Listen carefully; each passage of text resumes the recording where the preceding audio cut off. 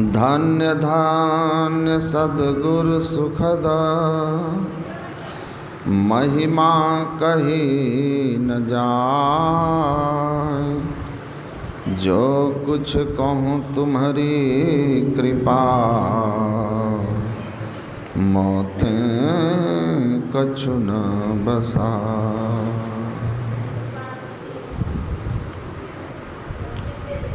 मंच पर विराजमान पूज्य गुरुजनों के श्री चरणों में नमन।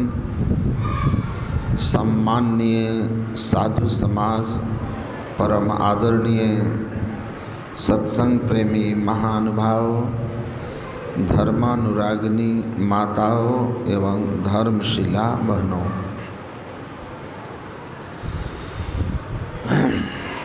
बहुत दिन से जिला अधिवेशनों में रहने के कारण यहाँ के साप्ताहिक सत्संग में सम्मिलित होने का अवसर नहीं मिल पा रहा था। यद्यपि मुझे फिर कल सत्संग में शामिल होना है और बहुत दूर जाना है, तो इसलिए पूज्य बाबा लोगों की सहमति से मैं सोचा पहले बोल लूँ, फिर पूज्य जन लोग से आप लोग सुनिएगा। हम लोग भगवान श्री राम के उपदेश में सुन रहे थे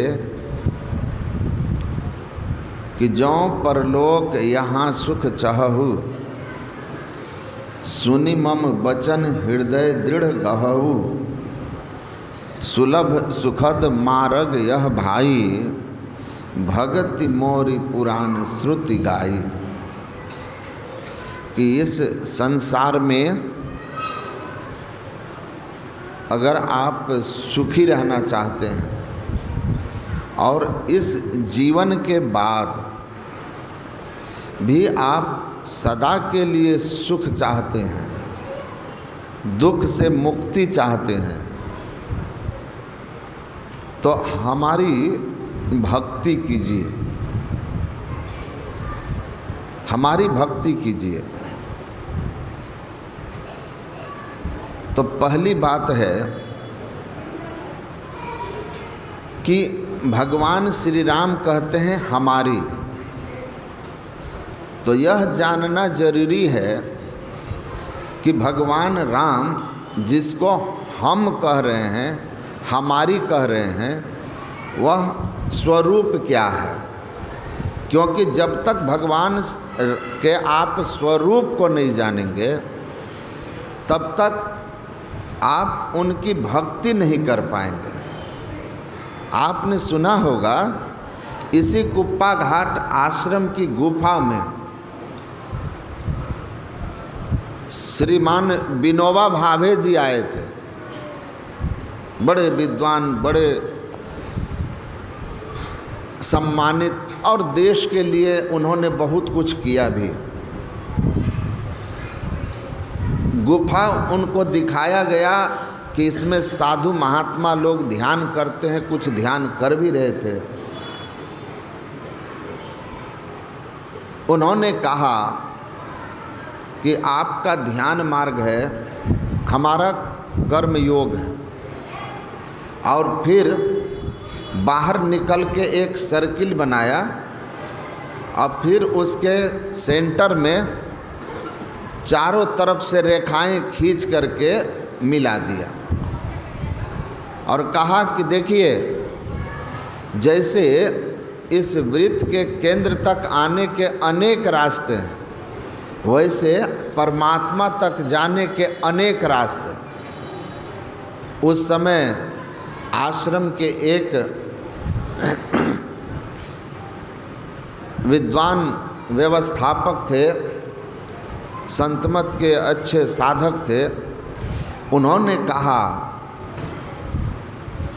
कि आपने वृत्त बनाया, भागलपुर सेंटर किया और चारों तरफ से रेखा खींच करके कह दिया कि यहाँ जैसे भागलपुर आने के अनेक रास्ते, वैसे परमात्मा तक जाने के अनेक रास्ते हैं। तो कृपया कर यह बताइए कि भागलपुर ससीम है, इसके चारों तरफ दूसरे दूसरे जिले हैं, अवकाश है। तो क्या परमात्मा भी भागलपुर की तरह ससीम और एक देशीय हैं?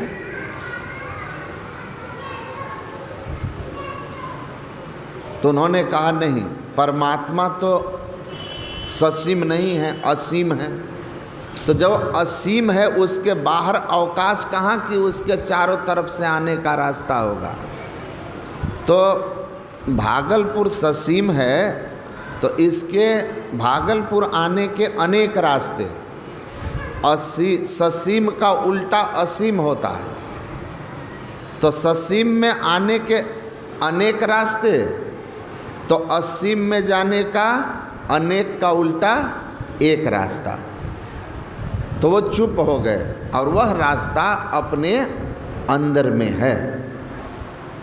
तो ईश्वर का स्वरूप भगवान जिसको करे मेरा, मेरी भक्ति, तो भगवान अपने उस स्वरूप के लिए कह रहे हैं जो राम ब्रह्म परमार्थ रूपा अविगत अलख अनादि अनुपा, सकल विकार रहित गत भेदा, कहि नित नेति पुकार ही वेदा, राम स्वरूप तुम्हार वचन अगोचर बुद्धि पर, अविगत अकथ अपार नेति नेति नित निगम कह, पूरन एको देवः सर्वभूतेषु गूढ़ः, सर्वव्यापी सर्वभूतांतरात्मा, कर्माध्यक्ष सर्वभूतादिवास, साक्षी चेतो केवलो निर्गुणश्च। जो प्रत्येक परमाणु अनु लघु दीर्घ सर्वतनु, अब प्रभु जी व्यापक जनु गगन रहा ही।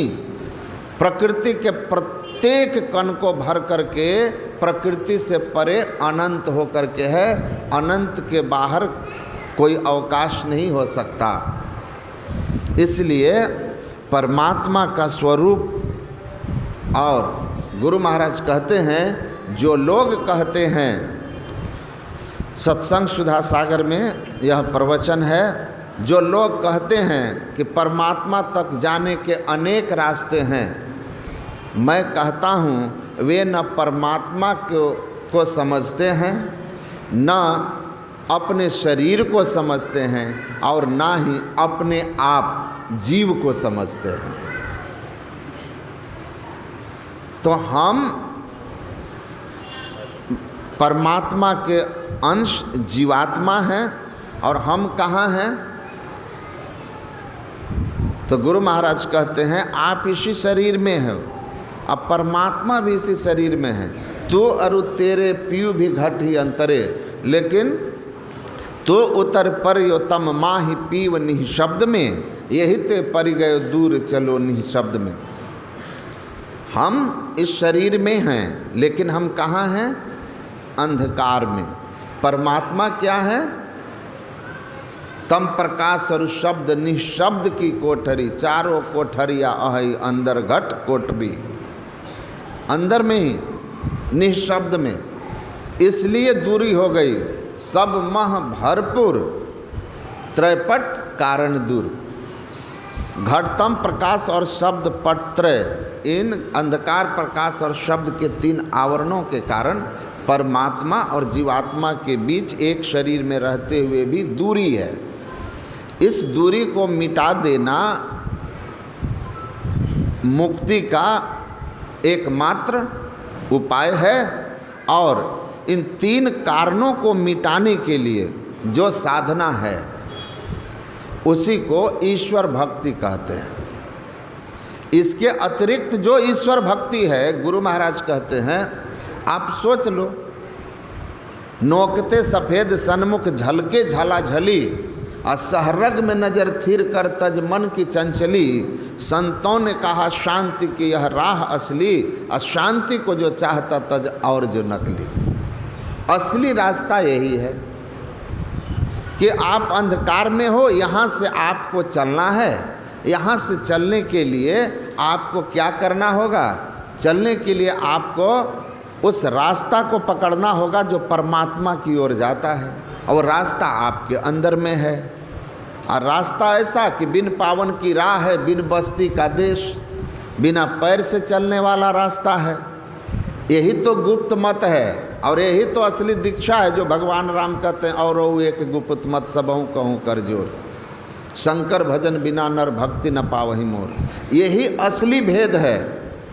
एक नाम का जप करना और किसी उस रूप का ध्यान करना आप कहीं सीख लोगे, लेकिन ये जो गुप्त मत है, बाईं दाईं दृष्टिधारों को जोड़ने वाली कल्याणकारी भक्ति, जिससे अंतर पथ खुलता है, यह गुप्त भेद असली भेद है। ईड़ा पिंगला ऊपर पहुँचे सुखमन पाट उघारा, भयाजी हरि रस पी मतवारा। अपने अंदर में अंतर ज्योति और अंतर्नाद रूपी जो हरि रस है, जो परमात्म पद तक ले जाने का रास्ता भी है, वह रास्ता, वो हरि रस की पकड़ यहीं से होती है। दृष्टि योग की साधना से, एक बिंदुता से। जय कृष्णा मूर्ति एक महान प्रचारक हुए अध्यात्म के, उन्होंने लिखा है कि the path that leads to salvation is not made of any material things. वह रास्ता जो मोक्ष तक जाता है, वह किसी भौतिक पदार्थ का बना हुआ नहीं है। भौतिक पदार्थ मिट्टी, जल, वायु, तीन ही मार्ग तो हैं। या तो आकाश मार्ग है, या तो जल मार्ग है, या फिर धरती पर सड़क मार्ग है। और इन तीन में से कोई भी रास्ता परमात्मा तक नहीं जाता। इसलिए कोई मटेरियल साधन से आप वहाँ नहीं पहुँच सकते। पहुँचने का उपाय है कि उस रास्ते को जानिए। वह रास्ता किसका बना हुआ है? अभौतिक पदार्थ का। वो अभौतिक पदार्थ क्या है? गुरु महाराज कहते हैं ज्योतिनाद का मार्ग बनाया। यह अंतर ज्योति और अंतर्नाद का बना हुआ है। धरा जाए तिल से। अब वह रास्ता कहाँ से पकड़ में आता है? तिल, एक बिंदुता से, एक बिंदुता से। इसीलिए धर जतन करो दिल से। एक बिंदुता की प्राप्ति करेंगे, क्या होगा? बाट खुली तब जानिए अंतर भया उजास। दादू दयाल कहते हैं परमात्मा की ओर जाने का रास्ता आपको मिल गया। यह तब जानना जब अंदर में प्रकाश हुआ, क्योंकि प्रकाश और शब्द का बना हुआ वह रास्ता है। इसलिए यही गुप्त भेद है कि धरा जाए तिल से। तिल का भेद जान लो। कबीर साहब कहते हैं, है तिल के तिल भीतर बिरले साधु पाया है, मेरे नज़र में मोती आया है।